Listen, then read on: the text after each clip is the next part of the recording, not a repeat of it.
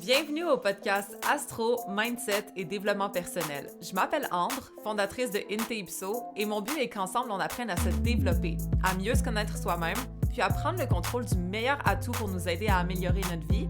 Vous l'avez deviné, notre mindset. Donc maintenant, laissez-moi vous montrer que toutes les réponses à vos questions existent déjà Inte-Ipso à l'intérieur de vous.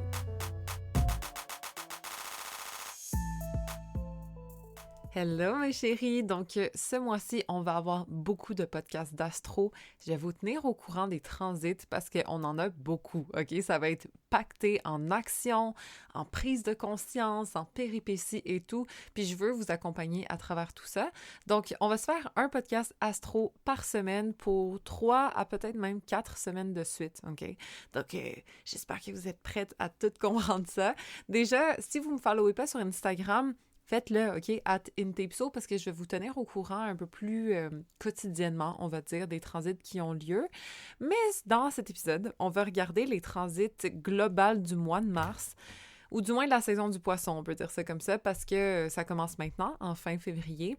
On a déjà du stock là, qui arrive, donc on va regarder ça ensemble en profondeur. J'ai hâte de vous en parler. On peut les utiliser d'une façon très positive pour notre évolution, pour nous aider à nous poser les bonnes questions. Donc sans plus attendre, on va y aller maintenant.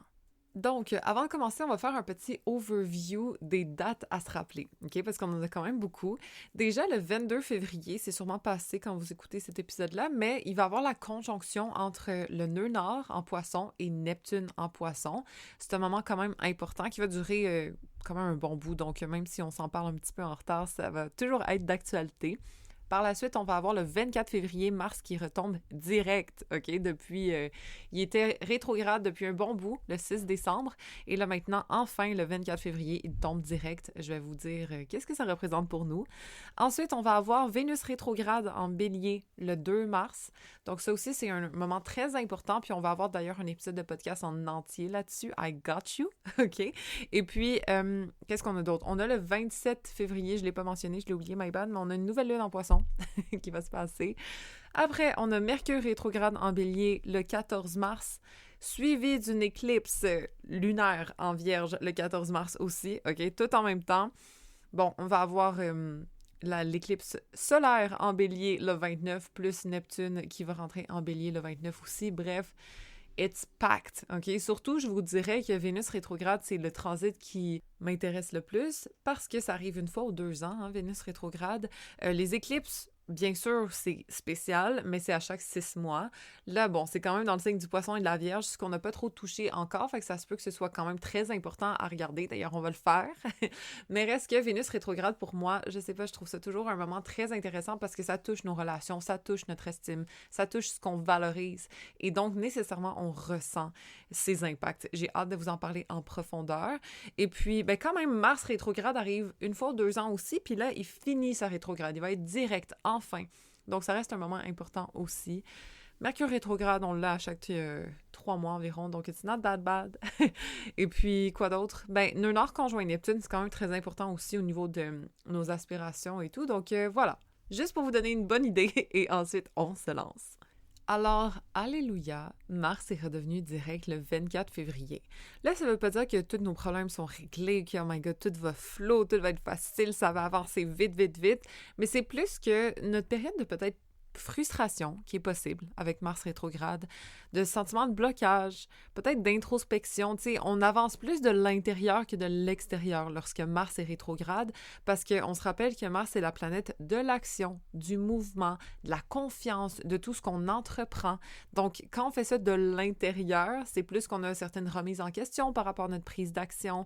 D'ailleurs, si jamais vous voulez écouter un épisode en entier là-dessus, j'en ai un là, sur Mars rétrograde, vous pouvez aller le chercher un peu plus bas.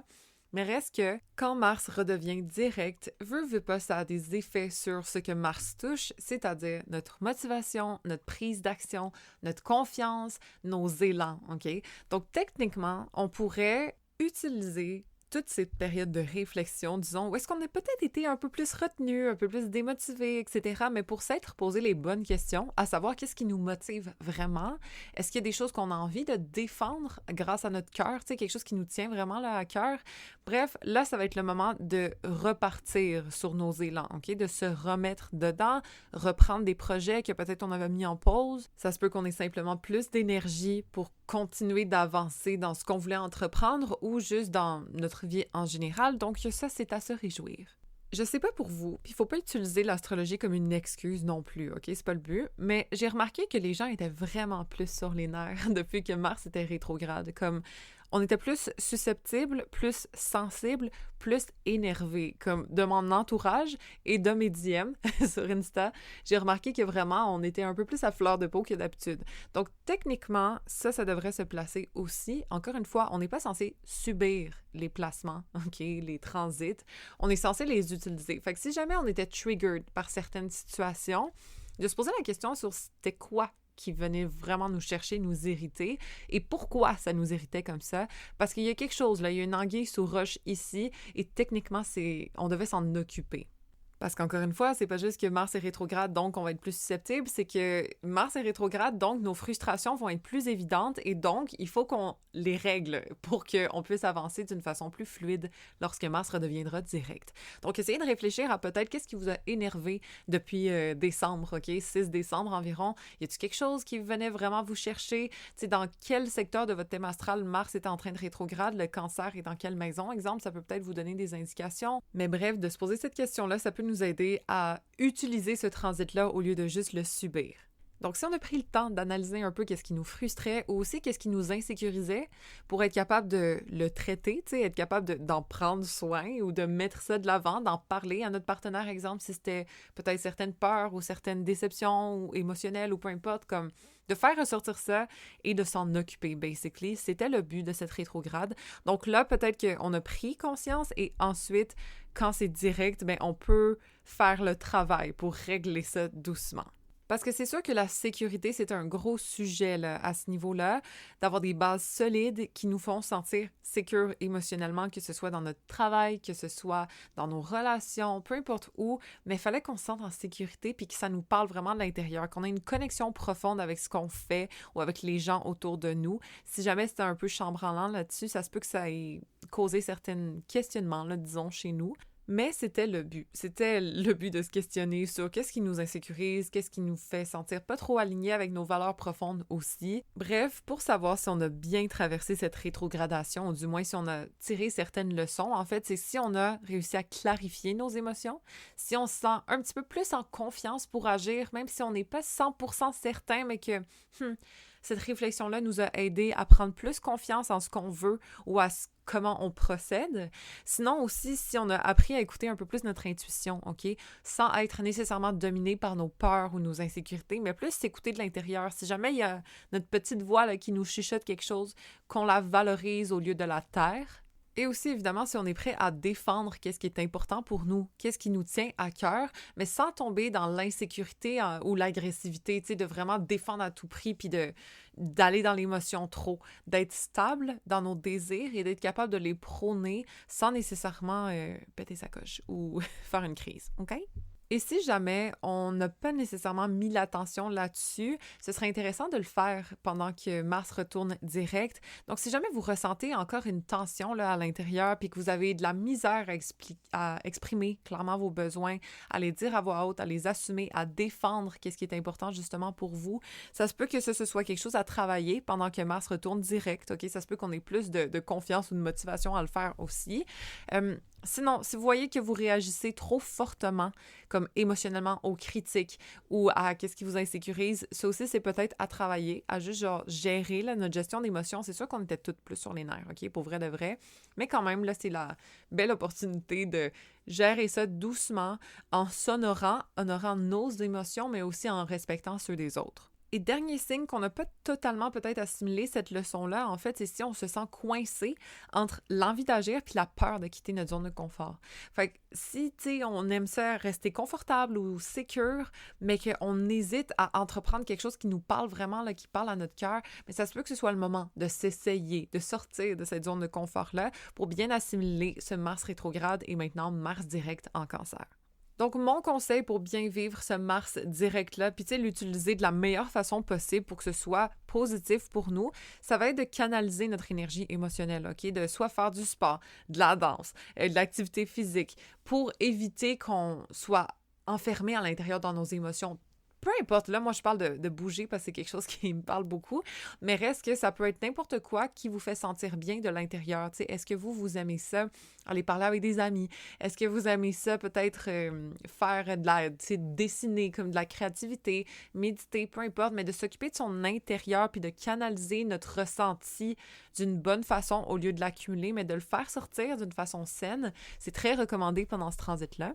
Après, de aussi lâcher prise sur le passé, parce que Mars rétrograde, des fois, en Cancer, peut nous rendre un peu nostalgiques, peut nous rendre un petit peu comme resentful par rapport aux blessures du passé, par rapport à nos liens familiaux, nos liens karmiques, etc.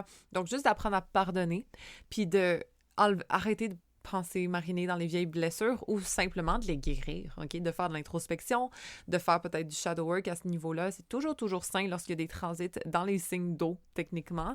Donc, au lieu de garder ça à l'intérieur, plus d'aller faire le travail, de vraiment mettre de l'action directe dessus au lieu de le subir.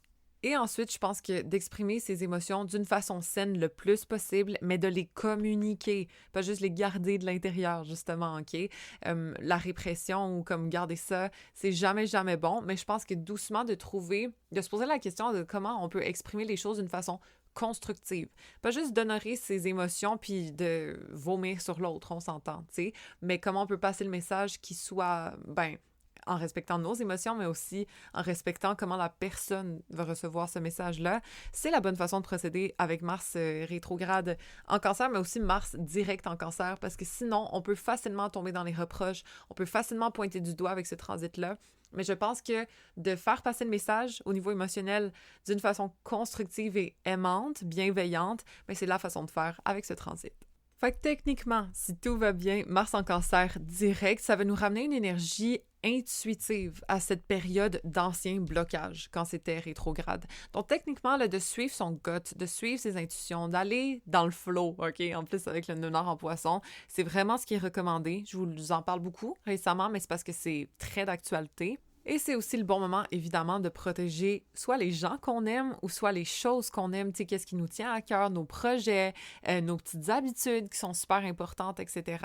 D'être protecteur par rapport à ce qui est important pour nous, c'est la vibe, OK? Clairement, sans nécessairement se laisser submerger par les émotions ou comme de la réactivité en mode défensive mal placée, OK? Donc, juste de rester mindful là-dessus. Puis à part ça, moi, je suis très excitée par rapport à ce transit parce que ça va être un petit vent de fresh air, veut pas, au niveau de notre productivité, de notre prise d'action, de notre motivation, de notre confiance. Donc, profitons-en, OK? On en a besoin. Bon, on n'y va pas vraiment dans l'ordre, désolé. Ce transit-là, c'est le 22 février. Ça va être Neptune conjoint le nœud nord en poisson. Ça fait un petit bout que le nœud nord se rapproche de Neptune et que, doucement, ça fait une grande conjonction. Mais là, elle va être plutôt précise le 22 février. Puis honnêtement, it's giving genre mystique, spirituel, aspiration profonde, purpose, higher meaning. Comme c'est très spirituel comme transit.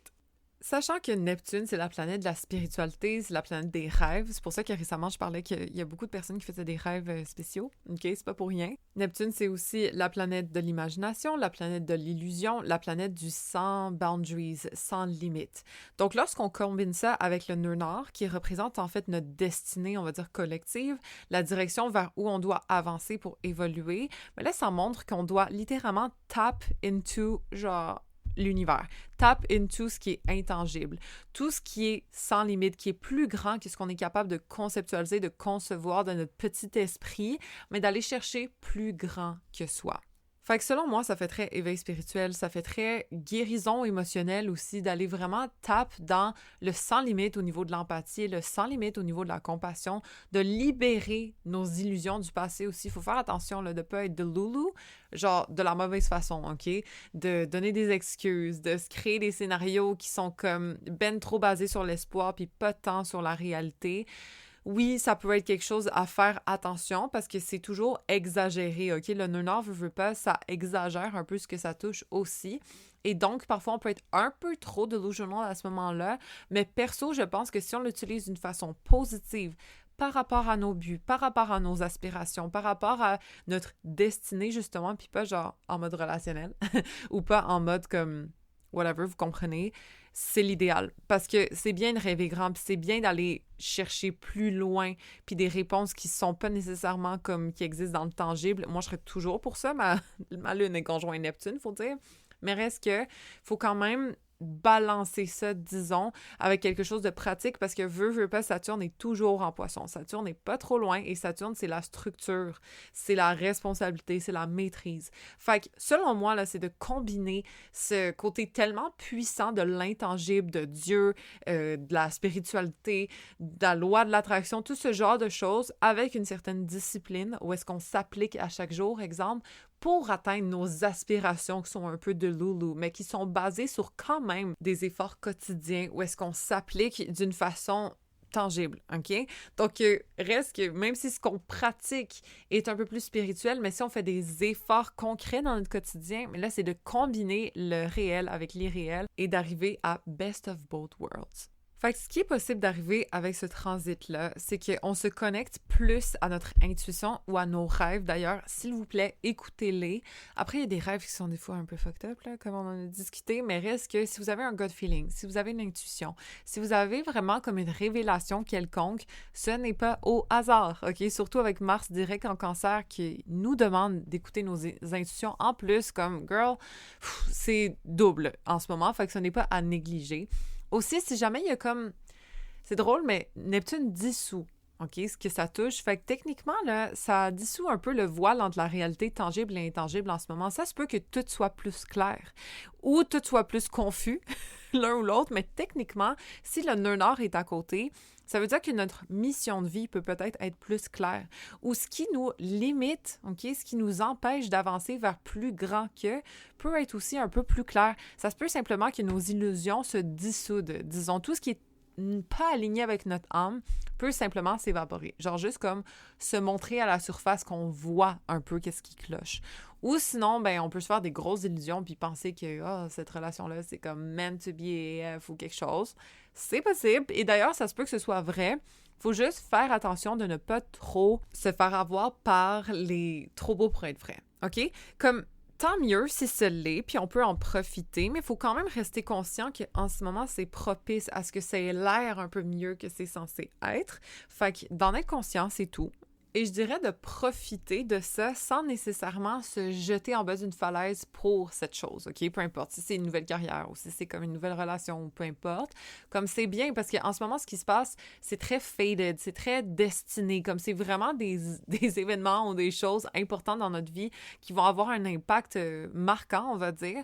Faut juste faire attention de ne pas sauter dans quelque chose qui, dans le fond, c'était le voile de trop beau pour être vrai, puis on s'en est pas vraiment rendu compte, OK? Fait que de faire attention aux décisions impulsives, je veux dire ça comme ça, même si notre intuition, elle est là, puis il faut pas la nier. Donc, je sais que c'est pas toujours facile à déceler entre, justement, est-ce que c'est mon intuition ou est-ce que c'est mon émotion qui parle, mais reste que le plus qu'on médite, le plus qu'on se connecte à nous-mêmes, qu'on prend le temps de s'écouter, OK, qu'on enlève le podcast, qu'on enlève la musique, qu'on juste soit avec nous-mêmes, on va les recevoir de plus en plus nos réponses. Et d'ailleurs, si jamais vous voulez prier, je vous encourage fortement à le faire. Comme je sais pas où est-ce que je serais dans ma vie si j'avais pas commencé à demander de l'aide à l'extérieur de moi. Peu importe à qui vous priez, là, que ce soit Dieu, que ce soit l'univers, que ce soit vos anges, à vos guides, à votre grand-mère, à peu importe qui, mais reste que de demander de l'aide externe, c'est un must. Je l'ai dit plein de fois et je le répète, mais pendant ce nœud nord en poisson-là, si vous n'êtes pas en train de prier pour demander des réponses, des inspirations, de la guidance, de la protection, juste comme un chemin défini pour vous, comme you're missing out, parce que toutes les réponses se trouvent, oui, à l'intérieur de soi, mais techniquement, soi, c'est notre source divine, c'est Dieu à l'intérieur de nous, right? Fait que tant qu'à être là, des fois, on n'est pas toujours apte à taper dans notre Dieu interne, si je peux dire ça comme ça. Puis c'est bien d'aller demander à l'extérieur. Parce que c'est le canal, comme la transmission se fait à partir de notre intuition, mais techniquement, quand on demande, on a accès un peu plus facilement au chemin qu'on est censé prendre. Fait qu'au lieu de rely on ourselves, là, je sais qu'on est des femmes indépendantes, mais à the end of the day, de demander de l'aide à l'extérieur de soi, ça aide beaucoup, beaucoup, que ce soit dans notre vie comme concrète avec nos proches ou que ce soit avec l'intangible, avec tout ce qui est autour de nous, puis qui nous supporte, puis qui veut nous guider, surtout quand on demande de l'aide, OK? Parce que des fois, ils peuvent envoyer des choses, mais on n'est pas plugué à ça, donc on remarque pas. Mais moi, je vous conseille fortement de prier. Bref, c'est tout ce que je veux dire. Puis il faut pas être intimidé par prier, OK? Quand je parle de ça, là, c'est simplement avoir une discussion avec quelque chose qu'on ne voit pas, dans le fond. Fait que, tu sais, on peut carrément juste dire casually comme, tu sais quoi, j'ai aucune fucking idée de où est-ce que je m'en vais. Pouvez-vous me montrer peut-être un indice, peut-être comme une conversation avec quelqu'un, n'importe quel freaking signe pour me diriger un peu mieux dans le sens qui va me combler le plus. I need your help. Genre, s'il vous plaît, aidez-moi parce que moi, I don't know alors, genre, je suis vraiment perdue, j'ai besoin de votre aide. Ou juste comme, check, je me sens pas bien dans mon couple en ce moment, ou je me sens pas bien dans ma carrière en ce moment, je me sens pas à ma place, ou il y a quelque chose qui me dérange, peut-être que je sens que je me sens pas assez écoutée, ou peut-être qu'il y a quelque chose où est-ce que je suis pas assez reconnue au travail, ou peu importe c'est quoi la situation, vous l'expliquez. J'aimerais ça me sentir mieux. Y a-t-il moyen d'alléger mon cœur? Y a-t-il moyen d'alléger comme mon esprit pour que je me sente mieux? Je vous écoute, je suis prête à recevoir, comme envoyez-moi, peu importe, mais j'ai besoin de votre aide. N'importe quelle façon vous voulez en parler, c'est pas obligé d'être officiel, c'est pas obligé d'être bien dit, ça peut juste être Christian tabarnak, comme pouvez-vous m'aider là, parce que là, j'en peux plus. OK? Soyez honnête, soyez sincère, puis de développer cette relation-là avec l'intangible, c'est extrêmement puissant. Il y a clairement des forces au-dessus de nous, là, on n'est pas tout seul, OK? Peu importe de quelle façon, de l'énergie, des esprits, I don't know, mais au final, on est supporté, chacun d'entre nous. Donc, ce n'est pas à négliger, OK? C'est vraiment un outil à utiliser pour se sentir mieux, puis pour avancer d'une façon beaucoup plus alignée dans la vie. En passant, je vous en ai pas parlé encore, mais dans la diète mentale, ça va être comme tellement freaking nice au courant du prochain mois parce que je vais vous faire un journal astrologique comme pour survivre, pour vraiment thrive à travers tous ces transits-là. On va se poser les bonnes questions.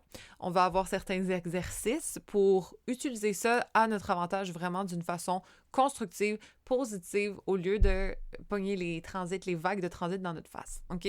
Utilisez ça pour évoluer, pas juste subir. Ça va être le but. Donc, on va avoir une section entière dans la diète mentale là-dessus. Je vais en reparler sur mes réseaux. Followez-moi sur Instagram, OK, au besoin. Je vous dis, je vous keep toujours un petit peu plus updaté là-dessus, mais bref. Les détails vont être dans la bio de cet épisode. Donc, à suivre pour ça. Mais les conseils tangibles au niveau de nœud nord conjoint, Neptune en poisson, c'est de se connecter à son intuition, OK? Puis je sais que c'est plus facile à dire qu'à faire, mais d'essayer le mieux possible de le faire en méditant, en prenant du temps pour s'écouter, en se donnant cet espace-là pour juste recevoir de l'information puis pas juste en gober, OK? Parce que c'est pas sorcier, tu sais, les messages, les intuitions et tout, ça vient lorsqu'on se donne l'espace que ça vienne. Exemple, en prenant une marche sans peut-être écouter quelque chose ou en prenant une douche, tu sais. Ce genre de choses-là où est-ce qu'on est en train, oui, peut-être de faire quelque chose, mais aussi on est prêt à recevoir. On n'est pas en appel téléphonique avec notre bestie. On n'est pas en train de, comme, écouter un podcast, justement. On est peut-être juste en train de se laisser prête à recevoir de l'information. Parfois, ça fait du bien. Donc, on peut être inspiré en écoutant la musique, on peut être inspiré en faisant des choses, oui, mais parfois de se donner de l'espace, de cultiver une certaine paix d'esprit ou du moins de enlever tout le brouillard qu'on tient dans notre tête. Puis ça, je parle beaucoup au placement Gémeaux, au placement Vierge, au placement juste overthinker en général, de se laisser de l'espace pour recevoir de l'information, pas juste toujours en traiter dans notre tête. Ça fait vraiment du bien et c'est très recommandé pour ce transit. Et dernier conseil, faire attention aux illusions, aux attachements toxiques, à tout ce qui a l'air trop beau pour être vrai, OK? Juste d'être un peu plus alerte, on va dire, là-dessus, mais aussi de surfer sur la vague, puis si vraiment on se sent inspiré, puis si vraiment ça flow, ben de enjoy the ride quand même, OK? Donc, un peu de discernement, par exemple, c'est tout. Donc, prochain transit, ça va être la nouvelle lune en Poisson qui va se passer le 27 février, dépendamment de où est-ce qu'on se trouve. Là, ça se peut que ce soit le 28 aussi au matin, mais bref, tout ça pour dire que c'est une nouvelle lune en Poisson qui va un peu commencer la saison des éclipses, même si c'en est pas une techniquement, ça reste dans le signe où est-ce que les éclipses vont se trouver. Donc, c'est comme si c'était un petit démarrage de tout ça. Puis vraiment, le thème de cette année, ça va être d'apprendre à lâcher prise. OK? D'apprendre à surrender, comme se laisser aller dans qu'est-ce que la vie nous présente, sachant que c'est exactement ce qu'on est censé recevoir pour évoluer. Veux pas, on sort de la période du Verseau, qui est très mentale, OK? Et là, on rentre dans la période du Poisson, qui est super intuitive, qui n'a pas besoin d'expliquer ce qu'elle ressent ou ce qu'elle voit. She knows it, OK? Donc, c'est un peu de se connecter à cette énergie-là, de pas nécessairement avoir les explications concrètes, tangibles. D'ailleurs, cette nouvelle lune-là, elle est en carré à Jupiter en Gémeaux. Donc, au lieu d'essayer de tout comprendre, de tout décortiquer dans notre tête, c'est de faire confiance que si jamais on a un signe, si jamais on a une intuition, mais c'est parce que c'est pas un hasard. D'ailleurs, il y en a plusieurs d'entre vous qui m'avaient dit que vous avez comme écouté un de mes vidéos et tout, puis que vous avez senti un appel à l'astrologie ou comme que peut-être c'est quelque chose que vous voudriez faire on the side ou même comme carrière temps plein. Bien, tout ce genre d'inspiration en ce moment-là, c'est pas pour rien, OK? Considérant le nœud nord conjoint Neptune, nos aspirations grandioses, un peu plus comme si on n'avait pas de jugement, si on n'avait pas ce côté-là pratique qui essayait de calculer si ça fait du sens ou pas, dans quoi on irait, ben ça se peut que ce soit l'astrologie pour vous, ça se peut que ce soit l'esthétique pour vous, ça se peut que ce soit peu importe quoi, mais c'est de faire confiance à ces espèces d'appels-là plus grands que ce qu'on est capable d'expliquer. That's the vibe en ce moment, 100%. Et d'ailleurs, s'il y a des choses autour de vous qui manquent de sens, si jamais il y a un projet, il y a une relation, il y a comme un mode de vie qui ne fait plus de sens avec qu'est-ce que vous voulez, ça se peut très bien que vous sentiez que vous êtes appelé à quelque chose de plus grand en ce moment. Puis pendant cette nouvelle lune-là en Poisson, je pense que c'est tellement le bon moment pour manifester cette réalité-là, pour planter les graines qui vont éventuellement germer, OK? Là, le Poisson veut pas, c'est de l'imagination, c'est d'être capable de conceptualiser ce qui n'existe pas encore, de se plugger dans une réalité qui est intangible, OK? C'est la force des Poissons, entre autres, de Neptune aussi. Si vous avez Neptune proche de votre ascendant, Neptune dans la maison 1, Neptune proche d'une planète personnelle, whatever, vous êtes capable de faire ça. Que vous le sachiez ou non, là, c'est quelque chose qui est inné. Donc, d'essayer d'aller taper là-dedans, dans des forces qui sont plus grandes, encore une fois, et aussi une réalité qui est plus grande que ce qu'on a en ce moment. Si jamais ça nous chicote de l'intérieur, il faut écouter ça. D'ailleurs, cette nouvelle lune-là est en beau trigone avec Mars. Donc, de prendre action là-dessus, prendre action sur nos intuitions, de faire un move que, ça fait peut-être pas de sens logique, mais c'est de se détacher de est-ce que c'est réaliste? Est-ce que je peux contrôler le comment je vais me rendre jusque-là? Non. Mais on va faire tout en notre possible pour faire des actions alignées pour éventuellement se rendre. Une question qu'on peut se poser, c'est quel genre de rêve j'ai mis de côté? Comme y a-t-il un rêve quelconque? Quand je dis rêve, c'est pas comme quand on dort, là, mais vraiment une aspiration que j'ai mis de côté par réalisme ou parce que ça faisait pas de sens logique. Mais reste que ça me parle encore, puis ça me chicote encore, puis ça me marine dans mon esprit, mais ça se peut que ça ressorte à ce moment-là. Et ce serait idéal de prendre certaines actions ou du moins d'officialiser ça en mots, en scriptant, en plantant des nouvelles intentions à ce moment-là pendant cette nouvelle lune. Moi, je pense que ça va être très important de le faire. Autre chose, ça reste en Poisson, et aussi de déterminer quel genre de choses nous drainent ou pas. En ce moment, c'est essentiel. Est-ce qu'il y a des relations qui nous tirent vers le bas? Est-ce qu'il y a une carrière qui peut-être est vraiment drainante au niveau énergétique? De tracer certaines limites à ce niveau-là, des nouvelles intentions dans ce sens-là, ça peut être bon aussi. Bon, je pensais que ça allait être le mois de mars qu'on allait vraiment regarder, mais techniquement, ça a plus été la fin février, OK? Tellement que c'est chargé. Donc, cet épisode-là va juste être consacré à ces 3 transits-là. J'espère quand même que ça vous a passé des bons messages, en fait, à savoir comment utiliser ça d'une façon positive. C'est pas là pour nous frustrer ou pour nous apporter plus de confusion, c'est vraiment là pour nous faire poser les bonnes questions, en fait, puis c'est ce qu'on va faire dans le journal astrologique, là, que je sais pas comment il va s'appeler. On va faire ça ensemble, on va avoir des vidéos, des exercices exprès pour être capable de naviguer à travers ça d'une façon vraiment comme en confiance, OK, au lieu d'en confusion. Donc, si jamais vous voulez nous rejoindre, vous pouvez soit vous inscrire à la diète mentale, vous pouvez d'ailleurs rentrer un mois faire tous les transits là, qui vont arriver et ensuite vous désinscrire, c'est possible. Et puis, ça va aider à pas juste comme flotter à travers ces transits-là puis ramasser la vague dans la face, là, mais plus comme on va surfer ensemble dessus. Donc, en espérant que ça vous aide puis en espérant que vous avez aimé ce podcast. D'ailleurs, si jamais c'est le cas, vous pouvez toujours le rater 5 étoiles. J'apprécie vraiment comme vous le faites. Puis merci à tout le monde qui l'ont déjà fait. Et puis sur ce, on se rejoint la semaine prochaine. Rappelez-vous que toutes les réponses existent déjà in deep so à l'intérieur de vous.